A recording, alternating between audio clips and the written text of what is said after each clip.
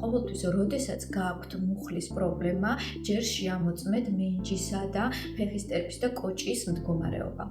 თუ მენჯი არის მოუქნელი, მენჯიდან გადაცემული დატვირთვა მუხლს ზედმეტად დატვირთავს და შიდა მხარეს წაიღებს, ანუ არასწორი მიმართულებით. და თუ კოჭი არის გაჩერებულ და უძრავ მდგომარეობაში, მაშინ მუხლი მოიხრება ზედმეტად. ძირითადი პრობლემები, რომლებიც გავრცელებული არის მუხლისთვის, ანუ გრეხვა, ასე ვთქვათ, როდესაც მუხლი გარკვეული ფიზიკური ვარჯიშის ან დატვირთვის დროს სხვა მხარეს არის მიმართული და ტერფის სხვა მხარეს, მენისკის პრობლემა, ან ართროზი, არასწორი დატვირთვიდან გამომდინარე ორივე და ართროზის შემთხვევაში ასაკობრივი, ასე ვთქვათ, ხრტილის განლევაც. იოგა თერაპიაში ძირითადი პროტოკოლი, რომელსაც მივყვებით მუხლთან მუშაობის დროს, ეს არის მუხლის გარშემო კუნთოვანი ქსოვილის გაძლიერება, ასევე მუხლის სტაბილიზაცია.